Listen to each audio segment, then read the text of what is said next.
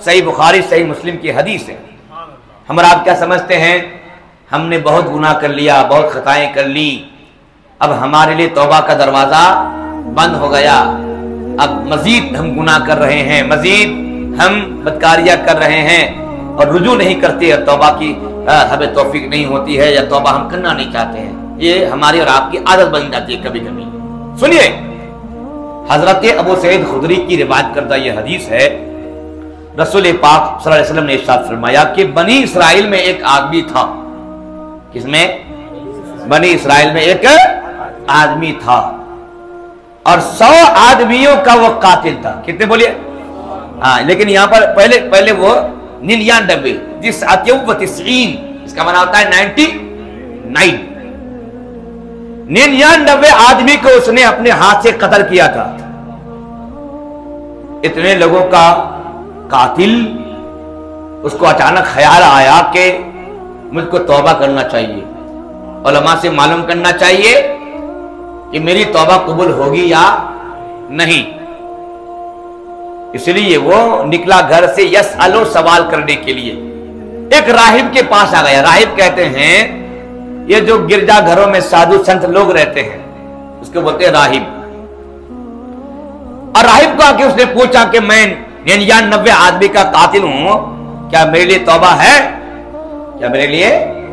तो उस राहिब ने कहा नहीं, तौबा नहीं है। तो उसने क्या किया, जब तौबा नहीं है तो तुमको क्यों छोड़ूंगा, तो उसको भी कत्ल कर दिया और 100 पूरा हो गया, 100 आदमी का कातिल। लेकिन फिर भी उसके दिल में यह बात थी कि मैं तौबा करना चाहता हूं, मेरी तौबा कबूल होगी या नहीं होगी, मैं सवाल करूंगा। फिर भी वो 100 आदमी को मारने के बाद भी, यहां लिखा है वो जाअला यसअलु, इसका माना होता है वो जाअला यसअलु का मतलब वो लोगों को पूछता रहा, वो लोगों को पूछता रहा, सवाल करता रहा, भाई मेरी तौबा है, मेरी तौबा है ना। आखिर में एक आदमी ने उसको बताया कि साहब ये फलाना गांव जो सामने दिख रहा है वो नेक लोगों की बस्ती है। सुभान अल्लाह, वो नेक लोगों की बस्ती है, वहां बड़े बड़े उलमा रहते हैं, वहां जाओ, जाकर के सवाल पूछो, तुम्हें सवाल का जवाब मिल जाएगा। अब जिस बस्ती में ये पूछा ना, ये बुरे लोगों की बस्ती थी, अच्छे लोगों की बस्ती नहीं थी, बिल्कुल माफिया लोग रहते थे, घटिया लोग रहते थे। अब वो रुख किया उस नेक बस्ती के जानिब कि मुझे वहां जाना है, किसी आलिम से मसला पूछना है। हदीस कहती है फअदरकहुल मौत, वो बस्ती से निकलकर उस बस्ती में जा रहा था कि रास्ते में उसको मौत आ गई। फना अब सदरही नहवहा, तो क्या किया वो, जब उसको मौत आई तो मरते मरते उसने अपना सर और अपना सीना इस बस्ती की तरफ था ना, तो वो इधर कर दिया। सुभान अल्लाह भाई, ये सब खुदा की तौफीक है। वो सीना और अपना सर इधर कर दिया, मौत हो गई। अब रहमत के भी फरिश्ते और अजाब के भी फरिश्ते वहां आ गए। बोले ना सुभान अल्लाह, रहमत के भी फरिश्ते आ गए और अजाब के भी फरिश्ते आ गए दोनों में। अब यहां लिखा फख्तसबत, इसका बना होता है झगड़ाना, झगड़ करना, झगड़ना, झगड़ना, झगड़ा करना। तो दोनों फरिश्ते झगड़ने लगे। रहमत के बोल रहे हैं जन्नत लेके जाऊंगा, सुभान अल्लाह भाई, हालांकि वो 99 आदमी का कातिल है ना।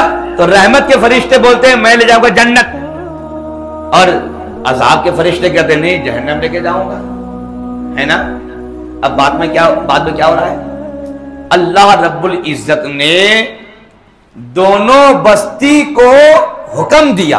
सुभान अल्लाह भाई, पता चला कि अल्लाह इस बात पर भी कादिर है कि जो बस्ती सुनती नहीं है अल्लाह उसको भी सुना देता है। सुभान अल्लाह भाई, हाँ ये शान है। तो अल्लाह रब्बुल इज्जत ने इस वाले गांव से कहा, किस वाले गांव से, जिस वाले गांव में वो जा रहा था सवाल करने के लिए, है ना, सवाल है, उस गांव से अल्लाह ने कहा है गांव तो उस आदमी के करीब आ जा। सुभान अल्लाह, उस आदमी के, और जिस गांव को छोड़ के जा रहा था अल्लाह ने उस गांव से कहा है गांव तो इससे दूर हो जा। तो उससे जरा दूर हो जाओ। उसके बाद रब ने फरमाया कि अब जमीन को नापो, फरिश्तों से फरमाया, फरिश्तों से नापो अब इसकी लाश, इसका डेड बॉडी दोनों बस्ती में से जिसके भी करीब हो जाए उसी के हिसाब से फैसला होगा। अगर ये बुरी बस्ती के करीब हो जाए तो जहन्नम जाएगा, और अच्छी बस्ती के करीब हो जाए तो जन्नत जाएगा। सुभान अल्लाह भाई।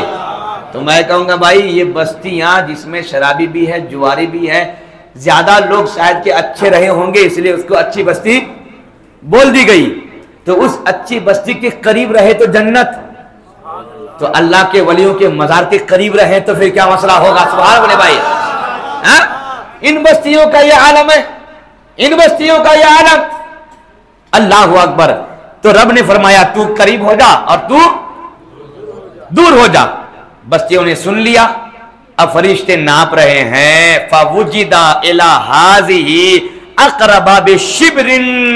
जब पैमाइश हुई तो एक शिब्र, शिब्र कहते एक बालिश, एक बालिश, एक बालिश, एक शिब्र है ना, करीब पाया गया उस नेक वाली बस्ती। सुभान अल्लाह भाई। नेक वाली बस्ती से मेरे आका कहते फ़ग़ुफ़िरा लहू, इसी एक बालिश करीब होने की वजह से अल्लाह ने उसकी बख्शिश फरमा दी। पता चल गया कि नेक और अच्छी जगह के करीब रहने से, सुभान अल्लाह भाई, नेक और अच्छी जगह के करीब रहने से आदमी को फायदा मिलता है कि नहीं भाई। अगर आप किसी गुंडे के मोहल्ले में रहेंगे, कभी पुलिस आएगी ना तो कभी कभी आप भी पकड़े जाएंगे, है ना, आप भी जेल में जाएंगे। और कोई अगर अच्छे लोगों का मोहल्ला हो, बढ़िया लोगों का, जब कोई लोग बांटने के लिए कभी आएंगे ना तो आपको भी कुछ ना कुछ मिल ही जाएगा, है कि नहीं भाई। हाँ, ये बात याद रखिएगा। तो यही बात यहां पर भी है कि इस अच्छी जगह का एहतराम, सुभान अल्लाह भाई, अच्छी जगह का। इसलिए उलमा फरमाते हैं जब अपने मुर्दों को दफन करो तो सालिहीन की कब्रों के करीब दफन करो।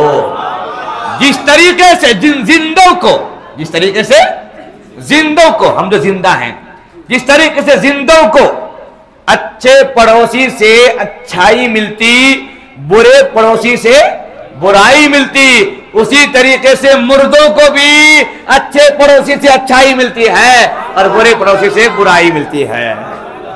इसे जब भी अपने मुर्दों को दफन करो तो सालिहीन के कब्रों के करीब करो, कि जितना करीब सालिहीन की कब्र से होगा उतना जन्नत से करीब होगा। सुभान अल्लाह भाई।